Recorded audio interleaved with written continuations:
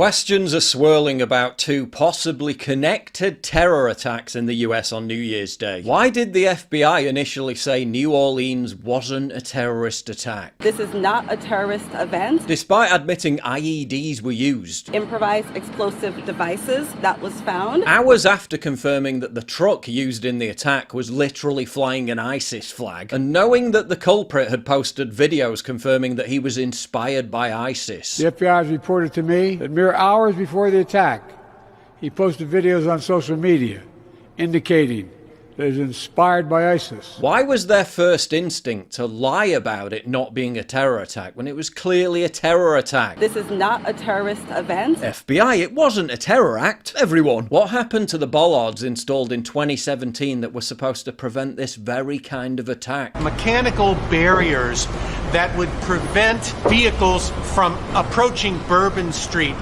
after certain hours. Authorities say they were removed or being replaced at the exact time of the attack. Specifically in parts of Bourbon Street, there are bollards. We're hearing that some of those may have been down because of repairs. Well, let me tell you, I'm going to let the mayor answer. I want you to know that's one of the first things I thought of this morning when the mayor called me. Okay? And I will tell you that whatever the problem was is going to be solved. Bit late now, isn't it? One eyewitness told CNN the bollards had been replaced by something totally ineffectual. Those barricades were not on, period. They had the flimsy orange ones that you could just push over with your finger. We actually thought it was kind of odd because usually when you get to Bourbon Street, you can turn your back to Canal and not worry about anything. You can just walk the street, especially on New Year's, and there were still vehicles coming after 8 p.m.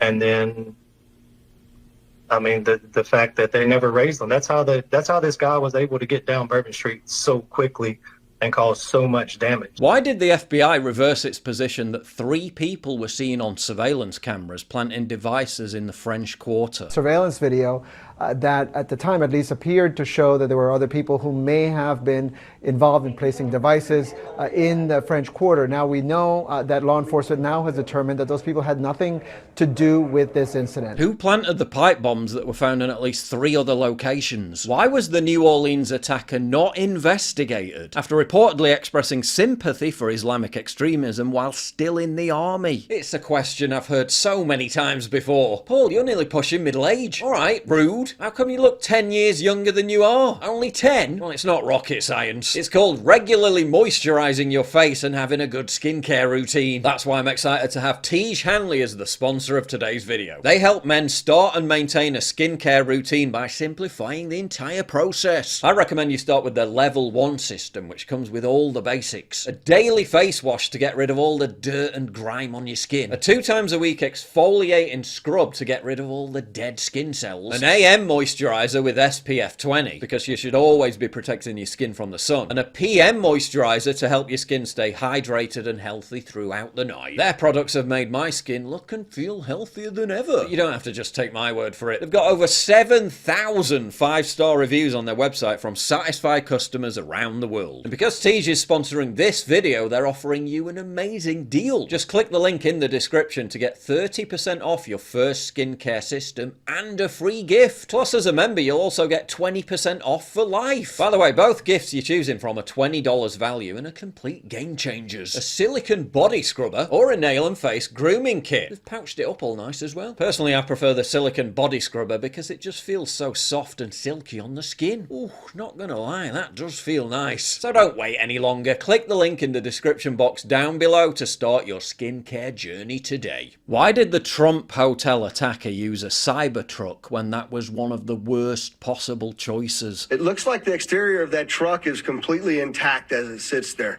The fact that this was a Cybertruck really limited the damage that occurred inside of the valet because it had most of the blast go up through the truck and out. In fact, if you look on that video, you'll see that the front glass doors at the Trump hotel were not even broken by that blast. Was he trying to send a message to Elon Musk? I mean, come on, a Tesla Cybertruck right outside the Trump Hotel. It's not a very hard connection to make, is it? Like the connection between a car exploding and explosives being planted inside it. One that the AP apparently struggled with. The truck in New Orleans apparently acted alone too. Were the two attacks linked? Both alleged culprits had a military background, and according to some reports served at the same army base. What significance can we draw from him apparently being heavily interested in the Ukraine-Russia war? Just like this guy was. The attacks overlapped in their timing, and both of them used the same car-sharing app to rent the vehicles used in the attacks. But they're also going to start looking at all these chats and these like Discord and Telegram groups.